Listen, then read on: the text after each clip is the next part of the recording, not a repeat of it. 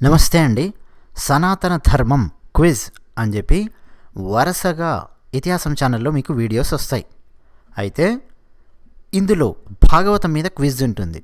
వరుస పెట్టి కొన్ని భాగవతం మీద వస్తాయి, రామాయణం మీద వస్తాయి, భారతం మీద వస్తాయి, భగవద్గీత మీద వస్తాయి. ఇలా భారతీయ సనాతన ధర్మానికి సంబంధించిన చాలా అంశాల మీద క్విజ్ అనేది వస్తుంది.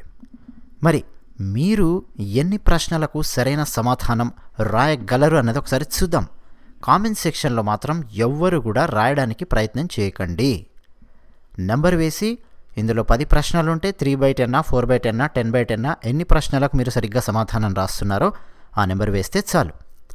మరో విషయం, నేనేదో క్విజ్ అని చెప్పి క్వశ్చన్స్ వేసి ఆన్సర్ ఇచ్చేసి వదిలేస్తానని చెప్పి అనుకుంటే పొరపాటు. ఇతిహాసం ఛానల్లో అలాంటిది ఉండదు. ఎక్స్ట్రాగా ఇంకా కొన్ని విషయాలు అందివ్వడానికి ప్రయత్నం చేయడం జరుగుతుంది సమాధానాలు చెప్పేటప్పుడు. సరేనండి, మరి చూద్దామా?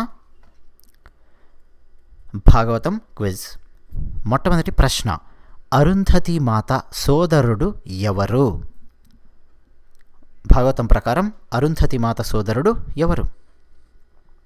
రెండో ప్రశ్న, సాంఖ్యం అందించినది ఎవరు?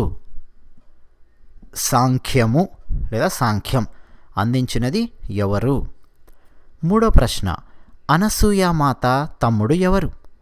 మొదటి ప్రశ్న అరుంధతి మాత అడిగాను, మరి అనసూయమాతను అడగకపోతే ఎలా? సరే, అనసూయమాత తమ్ముడు ఎవరు చెప్పండి. నాలుగో ప్రశ్న, కర్దముని పుత్రుడు ఎవరు? భాగవతం ప్రకారం కర్దముడు అని ఒక మహానుభావుడు ఉన్నాడు. ఆ కర్దముని పుత్రుడు ఎవరు? ఐదో ప్రశ్న, ఒకరి తపస్సుకు మెచ్చి ఆనంద భాష్పాలు రాల్చిన శ్రీ మహావిష్ణువు ఆ వ్యక్తికి పుత్రుడిగా పుట్టాడు. ఆ పుత్రుడి పేరేమిటి? మరోసారి వేస్తాను ప్రశ్న మీకు కన్ఫ్యూజన్ లేకుండా. అక్కడ ఒకరి కీ అని పడింది, కీ అనేది కొట్టేయాలి, అది మా తప్పు. ఒకరి తపస్సుకు మెచ్చి, ఒక వ్యక్తి తపస్సు చేశాడు, ఆయన తపస్సుకు మెచ్చి ఆయన ముందు శ్రీ మహావిష్ణువు ప్రత్యక్షమయ్యాడు, కన్నీళ్లు రాల్చాడు. ఆ వ్యక్తికి, ఎవరైతే తపస్సు చేశాడో ఆ వ్యక్తికి పుత్రుడిగా పుట్టాడు శ్రీ మహావిష్ణువు. ఆ పుత్రుడి పేరు ఏమిటి? తపస్సు చేసిన వ్యక్తి పేరు అక్కర్లేదు నాకు, ఆ పుత్రుడి పేరు రాస్తే చాలు. ఆరో ప్రశ్న, సిద్ధులలో నేను అతడిని అని భగవద్గీతలో శ్రీకృష్ణుడు చెప్పాడు. ఎవరతడు? మీకు భగవద్గీత చదవడం అలవాటు ఉంటే భగవద్గీతలో కొన్ని శ్లోకాలు వస్తాయి. శ్రీకృష్ణ పరమాత్మ ఈ లోకంలో ఉన్న ఉత్కృష్టమైన వస్తువులు, ఉత్కృష్టమైన వ్యక్తులు, ఉత్కృష్టమైన పర్వతాలు, ఉత్కృష్టమైన వృక్షాలు, ఉత్కృష్టమైన జంతువులు, ఉత్కృష్టమైన పక్షులు, ఒక్కొక్క దాన్ని శ్రీకృష్ణ పరమాత్మ చెబుతూ, ఇదిగో పక్షులలో నేను గరుడుడిని, ఇదిగో మృగాలలో నేను సింహాన్ని, ఇలా చెప్తూ వెళ్తాడు శ్రీకృష్ణ పరమాత్మ. మరి అలా చెప్పేటప్పుడు సిద్ధులు, ఆ సిద్ధులలో నేను అతడిని అని చెప్పి చెప్తాడు. ఎవరా అతడు?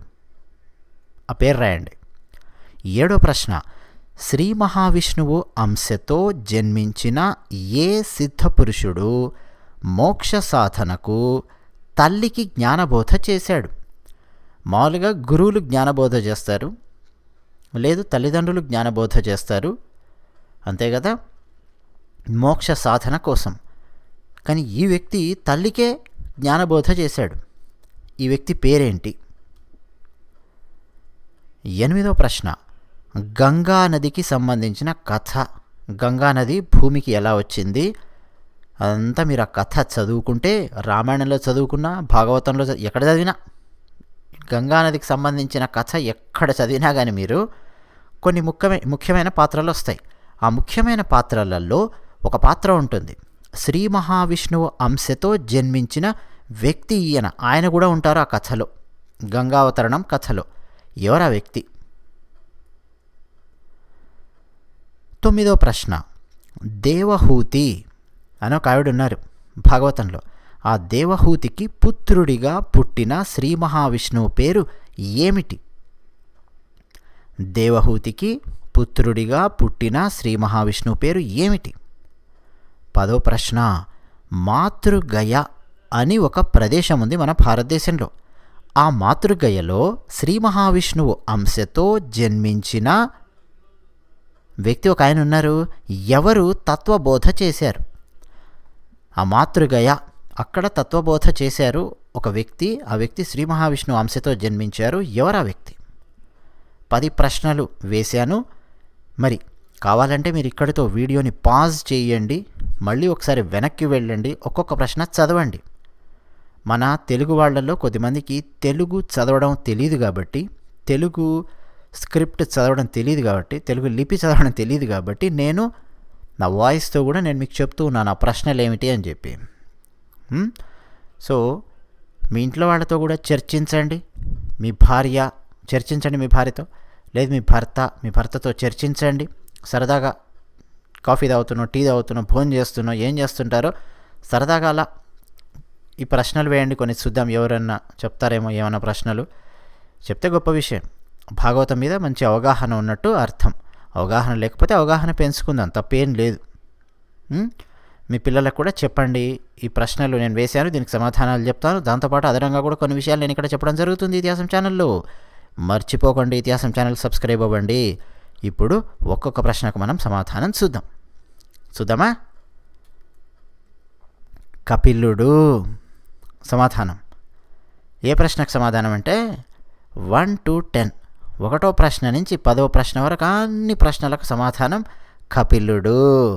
ఈ క్విజ్ను ఆ విధంగా డిజైన్ చేయడం జరిగింది. ప్రతి ప్రశ్నకు సమాధానం కపిలుడు. ఇప్పుడు మనం ప్రశ్నలు చూద్దాం. దానికి ఆన్సర్ కపిలుడు అని నేను చెప్పక్కర్లేదు ఇంకా, బట్ చెప్తాను.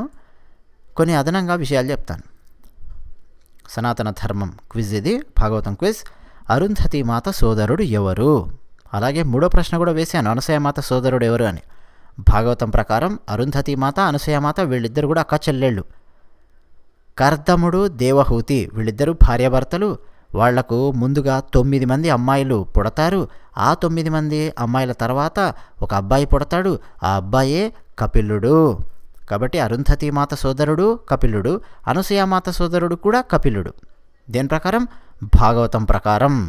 18 పురాణాలు, 18 పురాణాలలో భాగవతం కూడా ఒక పురాణం, ఉత్కృష్టమైన పురాణం, మోక్ష సాధనను చూపించిన పురాణం భాగవతం.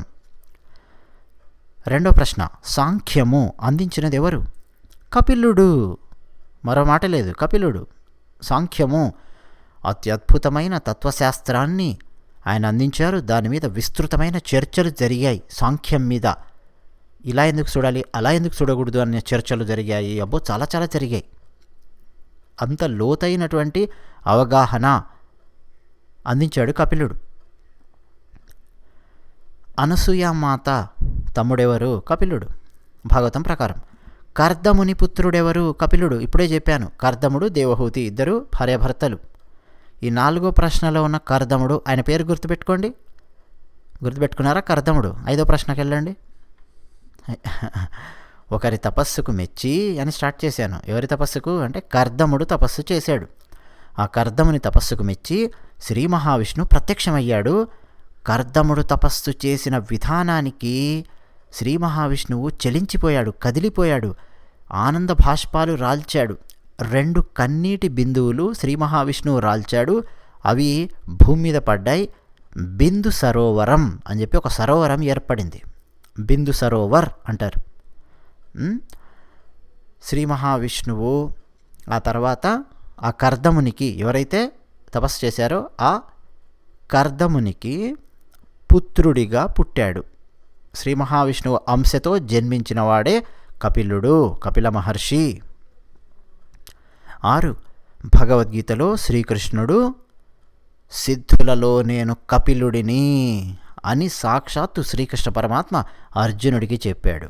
భగవద్గీతలో వస్తుంది కపిలుడు. 7వ ప్రశ్న, శ్రీ మహావిష్ణువు అంశతో జన్మించిన ఏ సిద్ధపురుషుడు? ఇక ఆన్సర్ వచ్చేసింది కదా, కపిలుడు.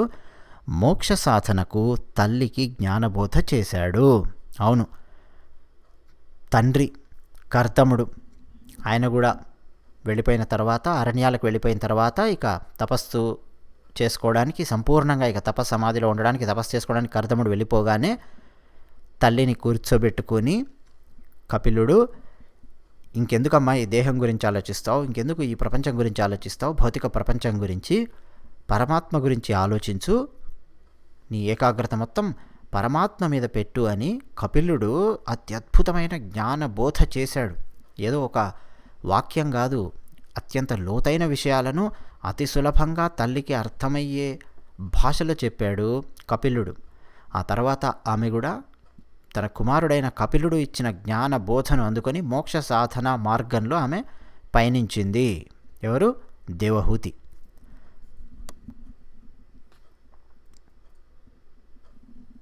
8వ ప్రశ్న, గంగానది భూమిపైకి వచ్చే ఘట్టంలోని ముఖ్య పాత్రలలో శ్రీ మహావిష్ణువు అంశతో జన్మించిన ఈ వ్యక్తి కూడా ఉంటారు, ఆయన ఎవరో అన్నాను. సమాధానం కపిలుడు. గంగానది భూమి మీదకి ఎలా వచ్చింది ఆ కథ మీరు చదవండి, ఎక్కడైనా చదవండి. రామాయణంలో చదువుతారా? విశ్వామిత్రుడు చెప్తాడు శ్రీరామచంద్రుల వారికి, ఇగో గంగానది ఇలా వచ్చింది, మీ పూర్వీకుడైన భగీరథుడే ఇలా తీసుకొచ్చాడు, అసలు ఏం జరిగిందంటే అని చెప్పి విశ్వామిత్రుడు చెప్తాడు. ఆ కథలో కపిలుడే అత్యంత ముఖ్యమైన వ్యక్తి. ఏంటంటే దేవేంద్రుడు ఒక పని చేస్తాడు, కపిలుడి ఆశ్రమంలో ఒక జంతువును దాచిపెడతాడు. అది ఏం జంతువు? రామాయణం చదవండి, లేకపోతే ముందు ముందు క్విజ్ మేము వేస్తాము చూడండి. యాగాశ్వమా లేకపోతే ధేనువా, ఆవా అశ్వమా? ముందు ముందు ఆ ప్రశ్న వేస్తాం, అందుకని ఇక్కడ చెప్పట్లేదు. మొత్తానికి కపిలుడి ఆశ్రమంలో దాచిపెడితే కపిలుడిని చూసి సగరపుత్రులు అనుమానిస్తారు. ఏయ్ కపిల, నువ్వే కదా ఎత్తుకొచ్చావు అని చెప్పి అనుమానిస్తారు. కపిలుడి కోపం వచ్చి కళ్ళు తెరిచి చూస్తాడు. కపిలుడి తపశ్శక్తికి సగరపుత్రులు భస్మమై బూడిదై పడిపోతారు. ఇప్పుడు ఆ భస్మమై బూడిదై పడిపోయిన వాళ్లకు పుణ్యలోకాలు అనుగ్రహించాలి అంటే గంగానది రావాలి. ఆ గంగానదిని రప్పించడానికి అదే ఇక్ష్వాకు వంశంలో పుట్టినటువంటి భగీరథుడు తపస్సు చేసి మొత్తానికి ఆ గంగను మెప్పించి, శివుణ్ణి మెప్పించి మొత్తానికి గంగను భూలోకానికి తీసుకొస్తాడు. అక్కడి నుంచి గంగానది పాతాళ లోకానికి కూడా వెళ్ళి ప్రవహిస్తుంది. స్వర్గంలోనూ, భూమి మీద, పాతాళంలో 3 లోకాలలో గంగానది ప్రవహించింది కాబట్టి త్రిపథ అని చెప్పి పేరు పెట్టారు గంగానదికి. మొత్తానికి ఆ గంగానది ఆ సగరపుత్రుల భస్మరాశుల మీద నుంచి ప్రవహిస్తుంది. అప్పుడు వాళ్ళందరూ పుణ్యలోకాలకు వెళ్తారు. అది ఆ కథ, గంగానదికి సంబంధించిన కథ. అసలు ఆ కపిలుడు కనుక వాళ్ళందరినీ భస్మం చేసి ఉండకపోతే అసలు గంగానది భూమి మీదకి రావాలి అన్న ఆలోచనే వచ్చిండేది కాదు భగీరథుడికి కానీ ఇంకెవరికి కానీ. కాబట్టి అక్కడ కూడా కపిలుడు ఉన్నాడు. 9వ ప్రశ్న, దేవహూతి పుత్రుడిగా పుట్టిన శ్రీ మహావిష్ణువు పేరేమిటి? వచ్చేసింది సమాధానం, ముందే చెప్పేశాను, కపిలుడు. 7వ ప్రశ్న చెప్పాను, గుర్తుంది కదా. తల్లి దేవహూతికి జ్ఞానబోధ చేశాడు కపిలుడు అని. ఎక్కడ చేశాడు అంటే మాతృగయ, ఆ ప్రాంతంలో చేశాడు. గుజరాత్లో ఉంటుంది మాతృగయ. అక్కడే ఆ దేవహూతి ఆమె తనువు చాలించిన తర్వాత అక్కడే పిండ ప్రదానాలు అవన్నీ చేశారు. అప్పటి నుంచి తల్లులకు మన భరతఖండంలో, భారతదేశంలో పిండ ప్రదానం చేయాలంటే ప్రత్యేకంగా గుజరాత్ వెళ్ళినప్పుడు మాతృగయకు వెళ్ళి పిండ ప్రదానం చేసి వస్తుంటారు. అంటే తల్లికి కేటాయించబడినటువంటి ప్రదేశం మాతృగయ మన భారతదేశంలో నిజం చెప్పాలంటే. అంటే తల్లి ఆమె పరమపదించిన తర్వాత, పుణ్యలోకాలకు వెళ్ళిపోయిన తర్వాత ఆమెకు పిండ ప్రదానం చేయాలన్నా, తల్లిని గుర్తు చేసుకోవాలనుకున్నా అక్కడికి వెళ్ళి, మాతృగయకు వెళ్ళి ఒకసారి కూర్చొని తల్లిని గుర్తు చేసుకుంటారు. అక్కడ పిండ ప్రదానాలు చేస్తూ ఉంటారు. ఎందుకు అది పవిత్రమయ్యింది అంటే కపిలుడు తన తల్లి అయిన దేవహూతికి జ్ఞానబోధ అక్కడ చేశాడు. అప్పటి నుంచి చాలా ప్రముఖమైన క్షేత్రమైంది అది.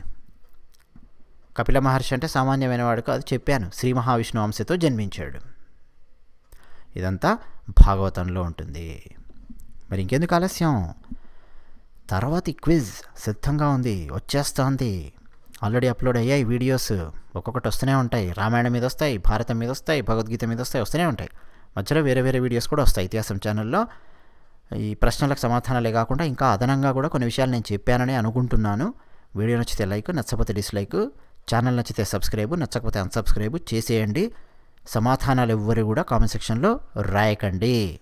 ఎందుకనేది ఇంకా నేను మీకు చెప్పాల్సిన అవసరం లేదని చెప్పి నేను అనుకుంటున్నాను. ఇతరులు కూడా రాస్తారు కదా, అందుకని. ధన్యవాదాలు.